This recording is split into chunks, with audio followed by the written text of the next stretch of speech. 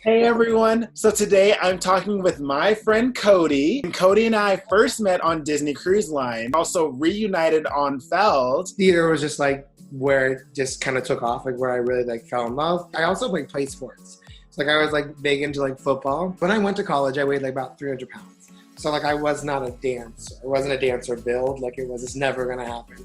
So I learned how to like just be a character actor and like sing. And like as college went on, I started to like lose weight and just be a healthier person. Tell me about a time where your mental health wasn't in the healthiest of places. And it was my first theme park job, and I was like, oh, I'm so excited. And it was also the very first time I had been hired as a dancer and a dancer only. This is gonna be a dream. Like I'm walking into my dream.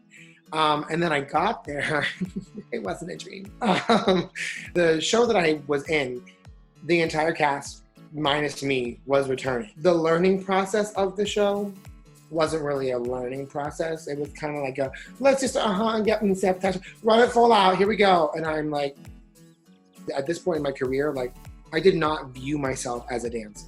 I called my mom on the way home. I'm like, Mom, I've never felt so inadequate ever in my entire life. And I was like, I just don't want to be here anymore. I was like, I just feel so wrong. It wasn't until dress runs and like run-throughs that like all the choreography started to really click in my body and make sense. And also at this point, like I had no friends. I found out later it was because I was so sad that I wasn't exuding the energy that I often exude. Who I am as Cody like is very dependent on my mental health.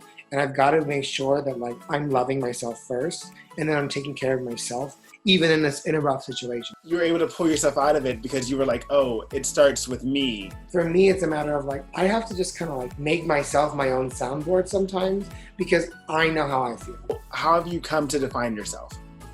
That's a really good question. Being on tour and stuff, I realized that like, I'm not a dancer, I'm not an actor, I'm not a singer.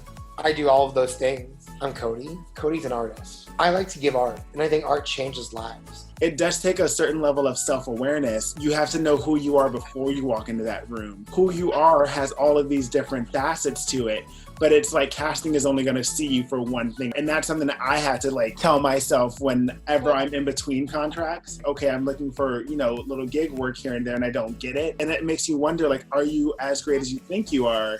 And that's a really big thing to try to have to grapple with. It's like that never-ending struggle of like knowing that you are enough as you are. And like I feel like that's something that like, everyone faces is like, am I enough? Am I enough? Another thing that we do sometimes is like that self-comparing thing and like an audition. I can stand next to a boy who looks just like me, but he can't be me. I'm the only Cody Petit that there ever is, ever was, ever needed to be, ever will be. Like, that's me. What is something that you wish more people knew or believed? The boundless and unshakable and crazy power of love. Is there anywhere on Instagram that you hang out that people can follow you if they want to support? It's ALWYS, always _driven. See you later. See ya.